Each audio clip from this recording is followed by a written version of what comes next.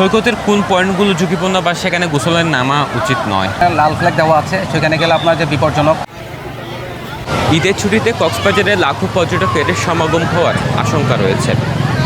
বিগত সময়ে ঈদের ছুটিগুলিতে যেমনটি দেখা যায়, কক্সবাজারে এসেই পর্যটকেরা সমুদ্র স্নানে ব্যস্ত হয়ে যায় এবং উল্লাসের এ সময়ে প্রায় সময় সাগরে নিখোঁজ হওয়া বা সাগরে ডুবে মারা যাওয়ার ঘটনা ঘটে।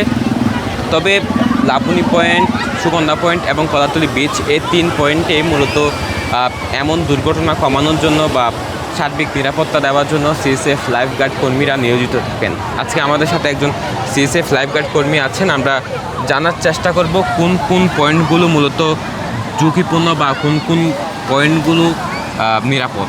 ধন্যবাদ। সিএসএফ এনসিসি ব্যাংকের সহযোগিতায় আমরা 3টা বিচের এখন বর্তমান সার্ভিস দিয়ে যাচ্ছে, কলাতলি, সুগন্ধা এবং লাবণী। এই 3টা বিচের মধ্যে আমরা 7 জন লাইফগার্ড সার্ভিস দিই এবং সকাল 7টা থেকে সূর্য ডুবা পর্যন্ত আমরা কাজ করি। আমরা এই 3টা বিচ আপনার জানেন ঈদের পরে সমুদ্রের গর্জনে ভিন্ন স্বাদের সামুদ্রিক খাবারের ভরপুর আয়োজন উপভোগ করতে আজই চলে আসুন প্যাসিফিক বিচ লাউঞ্জ ক্যাফে কক্সবাজারে। হাজার হাজার লক্ষ লক্ষ পর্যটক সমাগম করবে।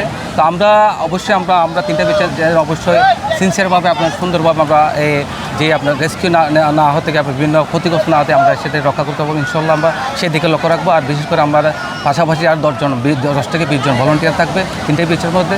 আমরা তাদের সহযোগিতা এবং কোনো পর্যটনের কোনো ক্ষতিগ্রস্ত না হয় সেদিকে আমরা লক্ষ্য রাখবো। আমরা আমাদের যে টুরিস্ট পুলিশ বিচ কর্মী তাদের সম্বন্ধে আমরা কাজ করি। আমরা চেষ্টা করব যেন কোনো মানুষ সপ্তাহে যেন কোনো অঘটন না করে সেটা আমরা চেষ্টা করব। সৈকতের কোন পয়েন্টগুলো ঝুঁকিপূর্ণ বা সেখানে গোসলের নামা উচিত নয়? যেমনকি আমরা রেড অ্যান্ড ইয়েলো ফ্ল্যাগ, 2 ফ্ল্যাগের মাঝখানে সুইমিং জোন এবং লাইফগার্ড এরিয়া, এখানে থাকলে আপনার যারা গোসল তারা এখানে অবশ্যই গোসল করা উপযোগী। এর বাইরে যদি আপনার লাল ফ্ল্যাগ দেওয়া আছে, সেখানে গেলে আপনার যে বিপজ্জনক। আবার এরপরে আপনার সোবেল পয়েন্ট আছে, এখানে তো আপনার কলাতলি কিছু আশেপাশে পয়েন্ট আছে, যেগুলো লাল হলুদ ফ্ল্যাগ, লাল ফ্ল্যাগের বাইরে যে লাল ফ্ল্যাগ থাকে সেখানে অবশ্যই ঝুঁকিপূর্ণ, সেখানে অবশ্যই আপনার নামবেন না। অবশ্যই রেড অ্যান্ড ইয়েলো ফ্ল্যাগের মধ্যে আমরা চেষ্টা করি আমরা সার্বক্ষণিক আমাদের অবজারভেশন নজরটা এখানে দেওয়া আছে।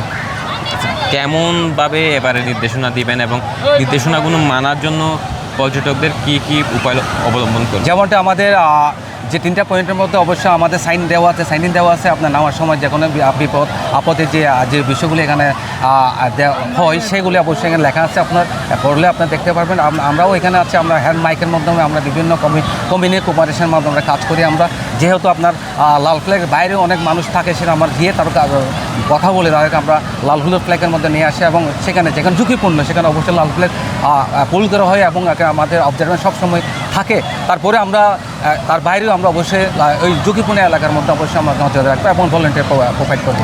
ঈদের সময়গুলোতে সাগরের রিপ কারেন্ট বা উল্টো স্রোতের কোনো সম্ভাবনা আছে কিনা? যেহেতু আপনার ওয়েদার চেঞ্জ হচ্ছে, ঈদের পর আমরা জানি আপনার চেঞ্জ হবে। আমরা আশাবাদী। আপনার এখনও দেখেছি আমাদের ডানে বামে অবশ্যই নিচে অবশ্যই ক্যানেল দেখা যাচ্ছে, এর বড় বড় ক্যানেল দেখা যাচ্ছে। এরপর ঈদের পরে অবশ্যই পানিটা অনেক বড় হয়ে যেতে পারে। আপনার আপনার যে পরিবেশটা উল্টো হতে পারে আপনার, আমরা সেদিকে আমরা লক্ষ্য রাখবো। আমরা অবশ্যই আমরা যেখানে আপনার যে বিপদগ্রস্ত ড্রিপ ক্যানেল এগুলি আছে আমরা অবশ্যই এখানে অবশ্যই নজর রাখবো এবং সেখানে আমরা চেষ্টা করবো ফ্ল্যাগগুলি লাল ফ্ল্যাগ টাঙানোর জন্য এবং সার্বক্ষণিক আমি চেষ্টা করবো যেহেতু একটা মানুষ যেন আমরা রেস্কিউ না করতে পারি সেটা আমরা লক্ষ্য রাখবো। ধন্যবাদ। কথা বলছিলাম একজন সিএসএফ লাইফগার্ড কর্মীর সাথে। মূলত এবারে ঈদে লাখো পর্যটকের সমাগম থাকবে এবং উল্লাসের কারণে তারা সমুদ্র সৈকতে নেমেই মূলত সমুদ্র স্নানে ব্যস্ত থাকে।